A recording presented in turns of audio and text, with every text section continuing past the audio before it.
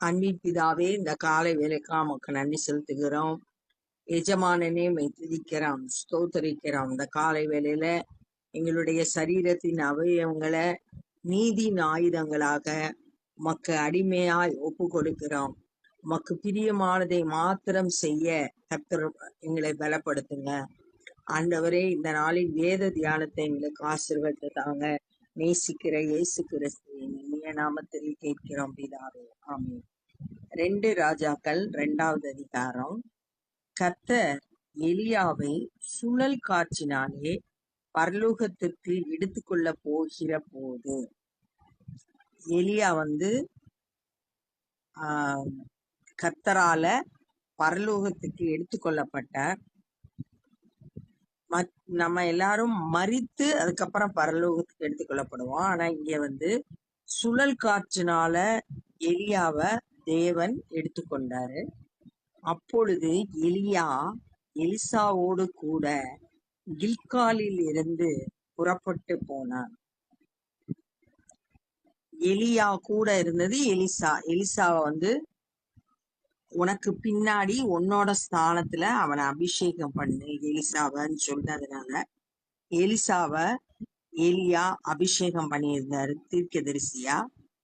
அவரோடு கூட இவரும் கில்கால்ல இருந்து அவங்க கில்கால்ல இருந்து புறப்படுறாங்க. கில்கால்ன்ற இடம் யோசுவா 5வது அதிகாரம் 9வது வசனத்துல எகிப்தோட நிந்தைய ஆண்டவர் கில்கால்ல புரட்டி போட்டார்.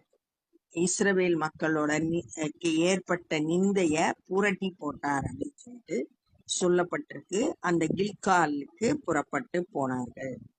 எலியா எலிசாவை நோக்கி, நீ இங்கே இரு, கர்த்தர் என்னை பெத்தேல் மட்டும் போக அனுப்புகிறார் என்றான். கில்கால்ல இருந்து அடுத்த இடம் பெத்தேலுக்கு போறேன்னு சொல்றாரு. பெத்தேல் ஆதியாகமம் 28வது அதிகாரம் 19வது வசனத்துல யாக்கோபு பெத்தேல்ல தான் ஆண்டவரை நோக்கி ஜெபம் பண்றத அங்க நம்ம வாசிக்கலாம். இப்ப பெத்தேலுக்கு போறேன் அப்படின்னு சொல்லிட்டு, நீ இங்கேயே இரு, கில்கால்லே இரு, நான் பெத்தேலுக்கு போறேன் அப்படின்னு சொன்ன போது, அதற்கு எலிசா, நான் உம்மை விடுகிறதில்லை என்று கர்த்தரின் ஜீவனை கொண்டு கர்த்தருடைய ஜீவனையும் உம்முடைய ஜீவனையும் கொண்டு சொல்லுகிறேன் என்றான்.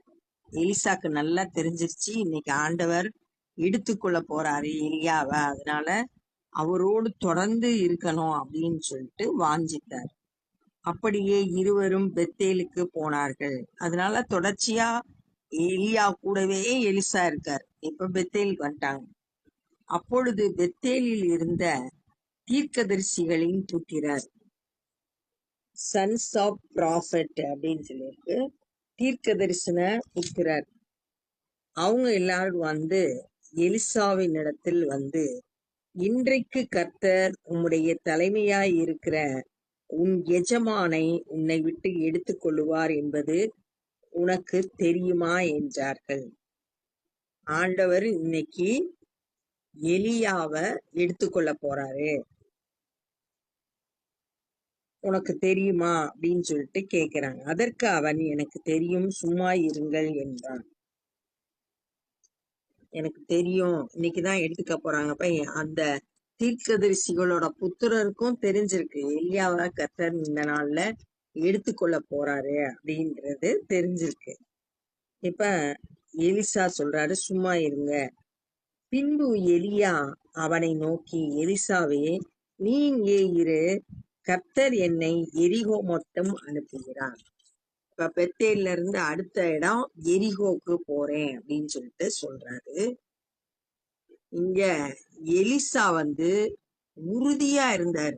எலியாவை பின்பற்றி போய் எலியா எடுத்துக்கொள்ளப்படும் போது அவருடைய ஆவிக்குரிய வரங்களை பெற்றுக்கொள்ளணும்ன்றதுல ரொம்ப உறுதியா இருந்தாரு. இங்கிட்ட அங்கிட்டு யார் சொல்ற பேச்சையும் கேட்டு மனம் மாறாம ஒரே எண்ணத்தோட எலியாவை பின்பற்றான். அதற்கு அவன், நான் உம்மை விடுகிறதில்லை என்று கர்த்தருடைய ஜீவனையும் உம்முடைய ஜீவனையும் கொண்டு சொல்லுகிறேன் என்றார். அப்படியே அவர்கள் எரிகோவிற்கு வந்தார்கள். எரிகோ இஸ்ரவேல் மக்கள் எகிப்துல இருந்து கானானுக்கு வர்ற வழியில எரிகோ கோட்டை அவங்களுக்கு தடையா இருந்துச்சு. அதை இடிச்சிட்டு யோசுவா 6வது அதிகாரம் எரிகோ எப்படி தகர்க்கப்பட்டது, இவங்க எப்படி அதை கடந்து வந்தாங்க அப்படின்னு சொல்லிட்டு சொல்லப்பட்டிருக்கு.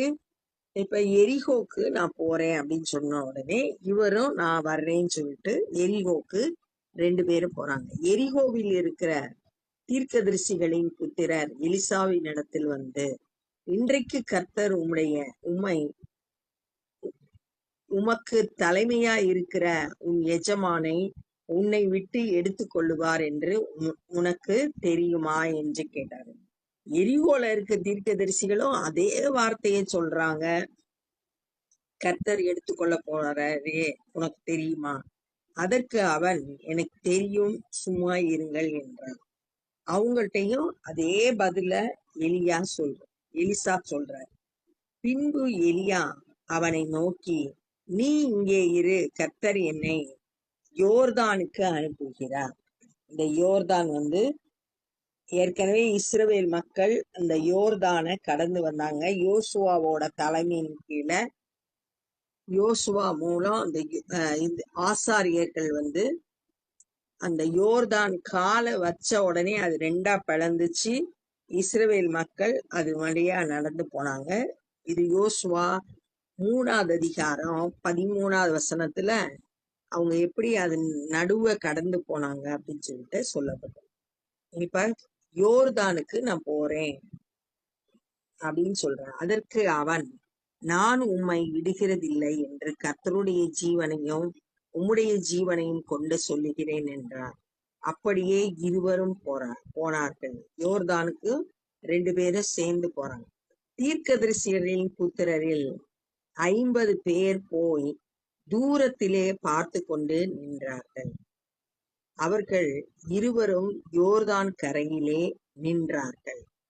எலியாவும் எலிசாவும் யோர்தானோட கரையில இருக்காங்க.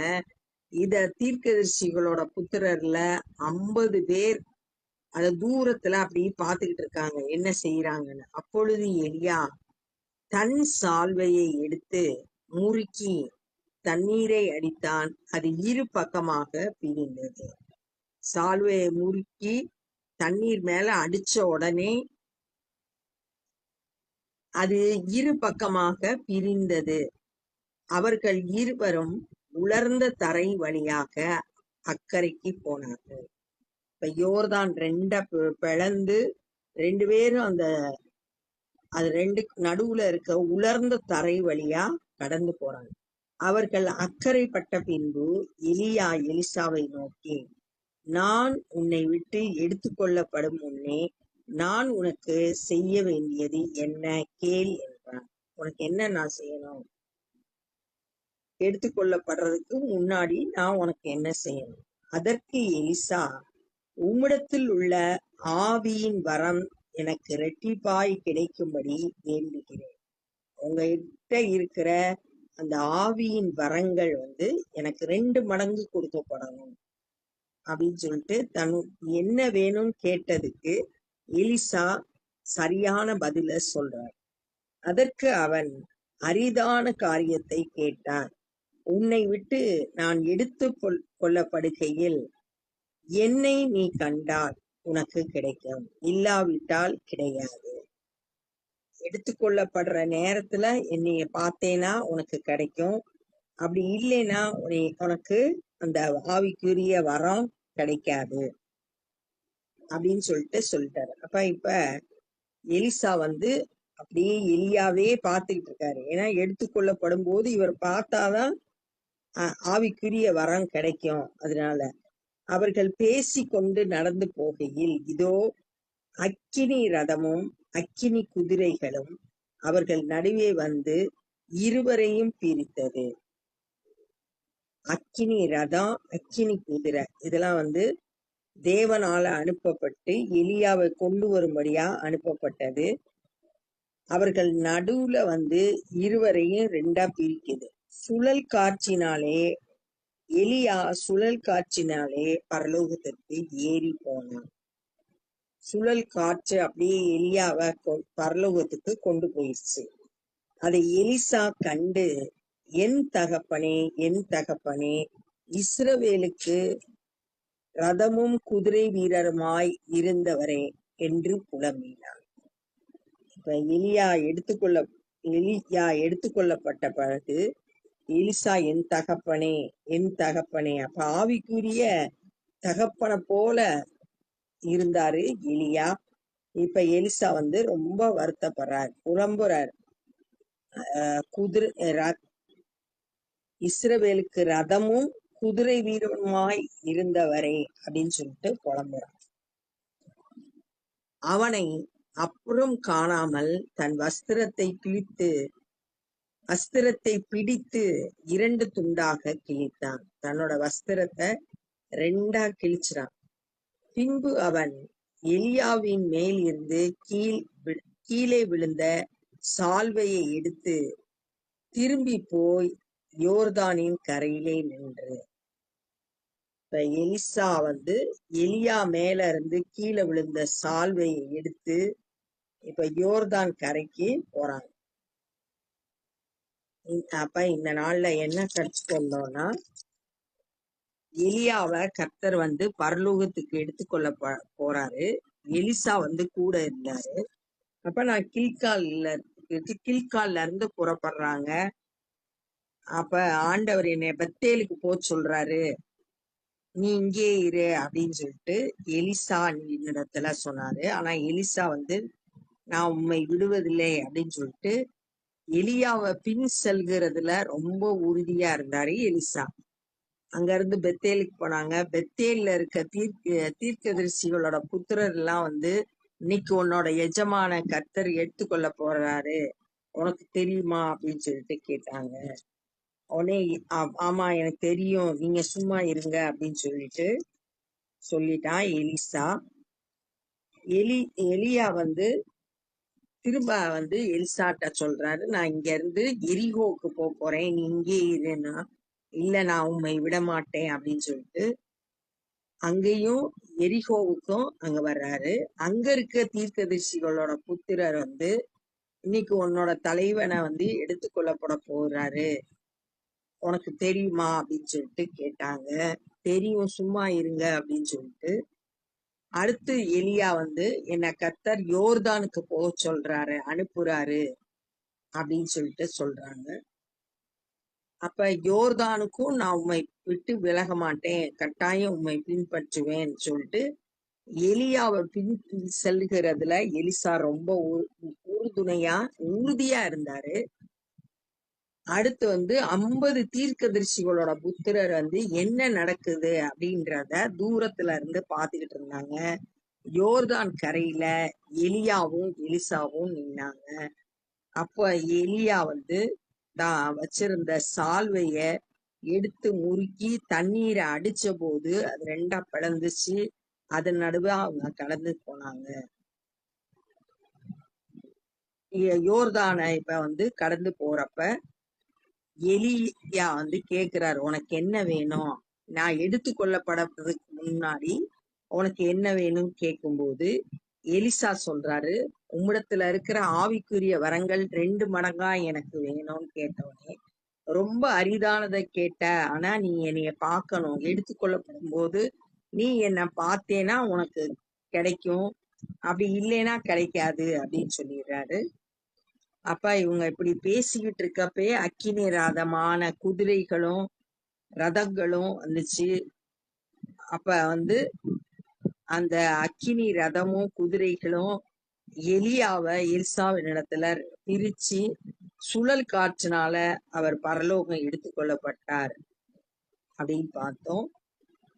அப்ப அந்த எடுத்துக்கொள்ளப்படுறத எலிசா பார்க்கும்போது ரொம்ப புலம்புறாரு, என் தகப்பனே, என் தகப்பனே, இஸ்ரவேலுக்கு ரதமும் குதிரை வீரனுமாய் இருந்தவரே அப்படின்னு சொல்லிட்டு புலம்புறான். அதுக்கப்புறம் எலிசா எலியாவை பார்க்கல, தன் வஸ்திரத்தை பிடிச்சு 2 துண்டா கிழிச்சுக்கிட்டாரு. எலியா மேல் விழுந்த சால்வைய எடுத்துக்கிட்டு யோர்தான் கரைக்கு போனாரு அப்படின்னு சொல்லிட்டு பார்த்தோம்.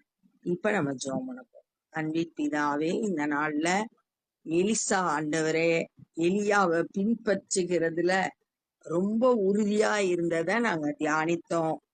உனக்கு என்ன வேணும்னு கேட்கும்போது ரொம்ப ஞானமா ஆவிக்குரிய வரங்கள் வேண்டும் என்று எலிசா சொன்ன போல நாங்களும் கூட ஆவிக்குரிய காரியங்களுக்கு முக்கியத்துவம் கொடுத்து மேலானவைகளை நாடி தேடுகிறவர்களாய் வாழ கிருபை செய்யுங்கப்பா. இந்த நாள்ல சுவிசேஷ பணி செய்கிற ஒவ்வொருவரையும் பலப்படுத்துங்க, பயன்படுத்துங்க. அநேகர் இந்த நாள்ல உண்மை ஏற்றுக்கொள்ளட்டும். எங்கெல்லாம் ஆண்டவரே சுவிசேஷ ஊழியங்கள் நடைபெறுகிறதோ அங்கெல்லாம் உங்களுடைய பிரசன்னா இருக்கணும்ப்பா. அநேக அற்புத அடையாளங்கள் நடைபெறணும். உம்முடைய நாமம் உயர்த்தப்படணும். நேசிக்கிற இயேசு கிறிஸ்துவின் இனிய நாமத்தில் கேட்கிறோம் பிதாவே, ஆமென். என் ஆத்துமாவே கர்த்தரை ஸ்தோத்திரி, என் முழு உலகமே பரிசுத்த நாமத்தை ஸ்தோத்திரி. என் ஆத்துமாவே கர்த்தரை ஸ்தோத்திரி, கர்த்தர் செய்த சகல உபகாரங்களை மறவாதே. ஆமென். God bless you.